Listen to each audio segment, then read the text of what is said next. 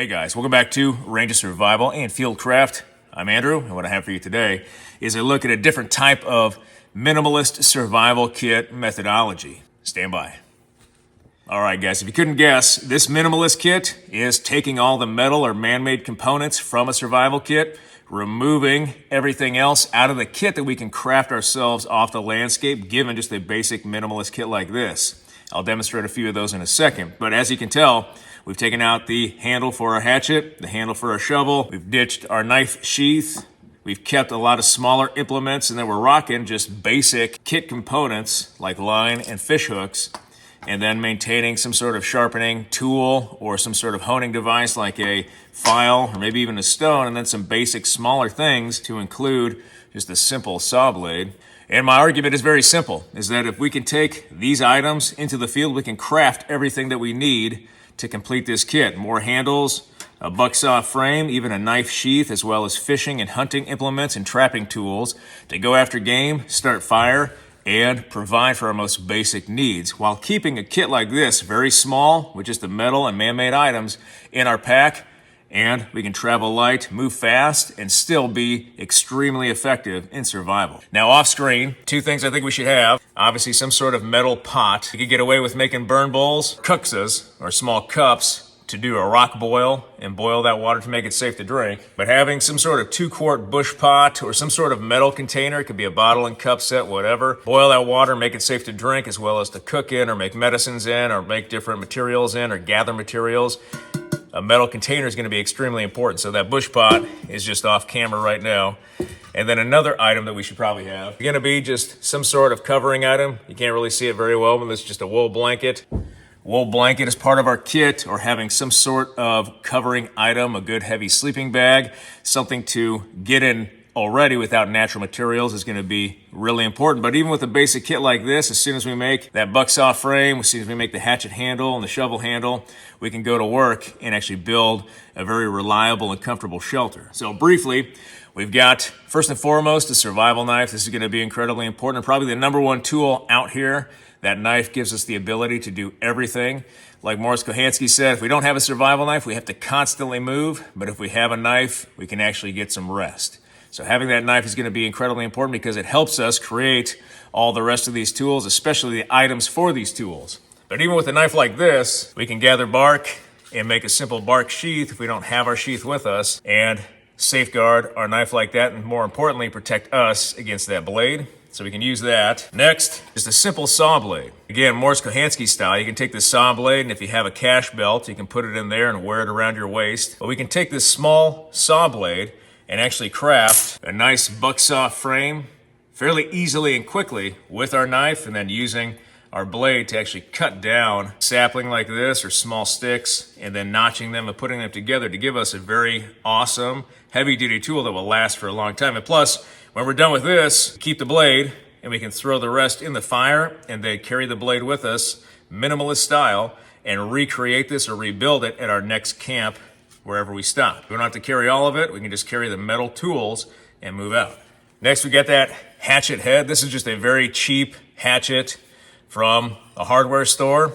Reprofiled it just a little bit, and then you can tell I've already burned out the handle a couple of times on this guy. What I do is just bury this into the earth, bit down as best as possible, and then I'll build a fire up and around the actual eye of the hatchet head to burn out everything inside. But we can carve just a simple handle, put it on. We have a hatchet just like that, and of course we're going to add a little kerf or cut at the top with our saw blade, and then shape a small wedge with our knife, and then pound it in here to secure that hatchet head to the handle. Now we have a functioning tool, so we can do that. Of course, we would do the same thing with our shovel. A nice Spetsnaz shovel here. Just grab a stick. It could be longer than this, obviously. Make it a few feet or as short as this, and then just simply carve it down, attach it to the shovel. We would clearly carve this portion down to make it fit even tighter down here, of course. And then give ourselves a nice handhold so we can actually use this spade, recreating the handle, again, out in the field. Too easy.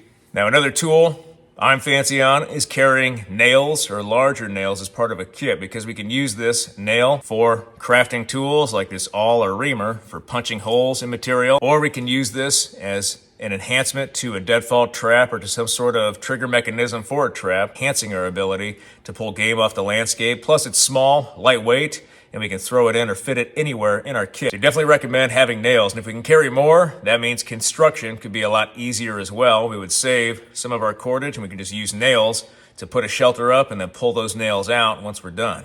Next, cordage.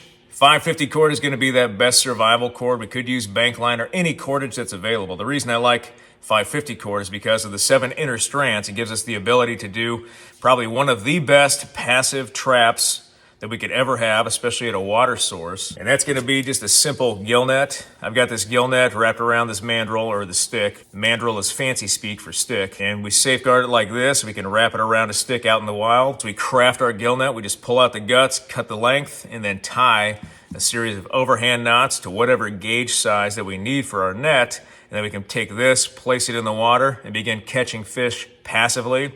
Then we can take the excess and actually repair the net if it becomes broken or when it becomes broken. Fix it and then place it back in the water. This is one of the best ways to go after fish passively, safeguarding our calories and making life a lot easier for us. Speaking of fishing, I would definitely recommend is a man-made item, just bringing fishing line. We can craft fishing line, we can make natural cordage out there, but making a lot of it is gonna be hard, especially if we wanna make stuff small enough to go after a fish, which is why we have fish traps. We can use the guts from our 550 cord for that purpose as well. But just carrying fishing line makes it a lot easier for us to craft things like a hobo reel to go fishing, and maybe even a net needle and gauge using our survival knife to craft it, and then wrapping this with fishing line to make an even better gill net.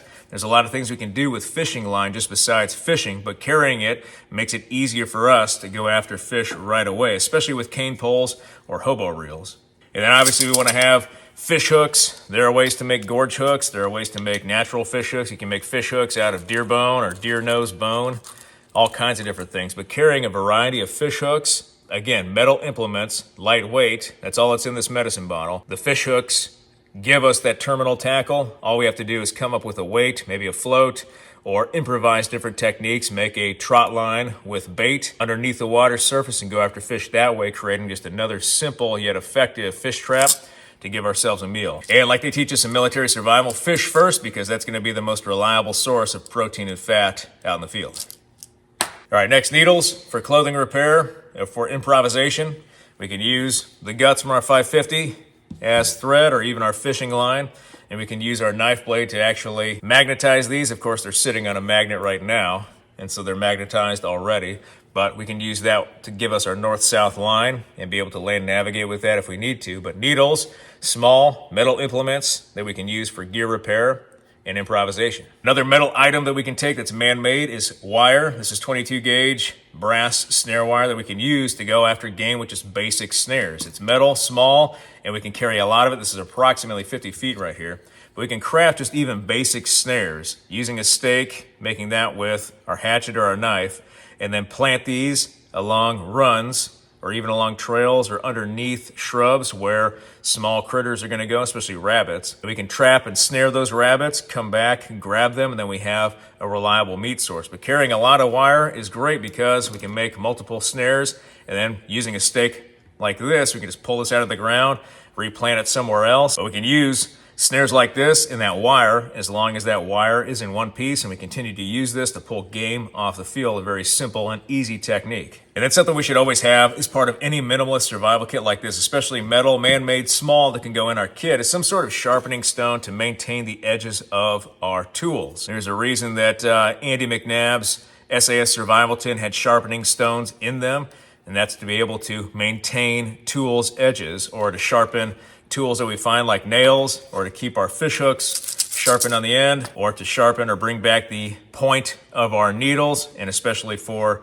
things like our Spetsnaz shovel, keeping our hatchet head formed. So we have just a dual-sided diamond sharpening stone right here. We've got blue for coarse, red for fine, just like me.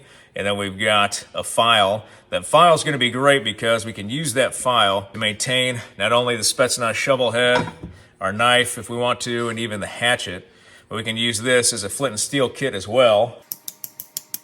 and it'll give us decent sparks. But this is a great tool, a small one, especially like this, that could fit in a bush pot or fit in our kit very easily and give us the ability to hone or sharpen those edges of our larger tools to maintain them so they work for us. And then finally, that ferro rod is probably going to be the best minimalist fire starting tool. If we only had to carry one, all right, we can get sparks with the back of our knife if it's 90-degree edge, and then use that ferro rod to ignite tinder. And of course, this knife is carbon steel as well, so we could use that as a flint and steel source. And obviously, with our knife, with our hatchet, with our cordage, create just a simple bow drill set, friction fire set, to use sticks to make fire. As long as you're trained and you've got a lot of practice, this becomes second nature. And so we can rely on this as well if we don't want to carry a ferro rod. If we have ferro rods, we should carry those because they're small, metal, man-made, and kind of stick with the theme anyway, but gives us a reliable fire starting tool. And then just a couple of honorable mentions here.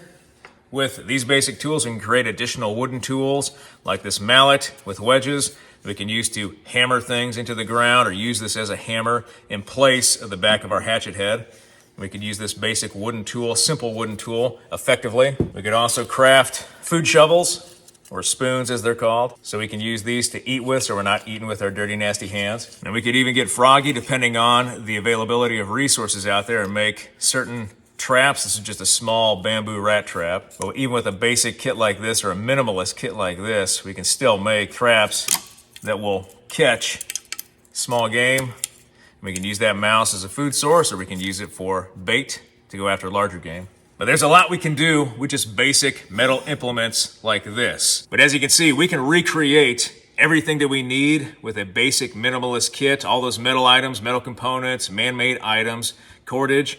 If we have those basic items, and then even the ones I said off screen, the bush pot and the blanket, we can recreate everything we need off the field if we have that skill set. In fact, we can do a lot more with these basic items as compared to maybe a commercial off-the-shelf survival kit. And so carrying those basic items, identifying those basic metal items, hatchet head, knife, file, needles, ferro rod, wire, fishing hooks, line, cordage, everything here, we can take these items with us, recreate everything we need, and then survive off the landscape using a lot of skill with a very minimal kit. All right, guys. Well, I really hope you liked this video today. A down and dirty video on a minimalist type kit, just carrying those metal items or those man-made items with us into the field and recreating everything else that we need off the landscape. If you'd like this video, hit that like button, hit that subscribe button, leave me a comment in the comment section. I always appreciate your feedback. I want to thank you guys for everything you do for me, for this channel, for your likes, your views, your subscriptions, your comments, your feedback, and your shares. And I'll be back with another video as soon as I can, guys. Thanks.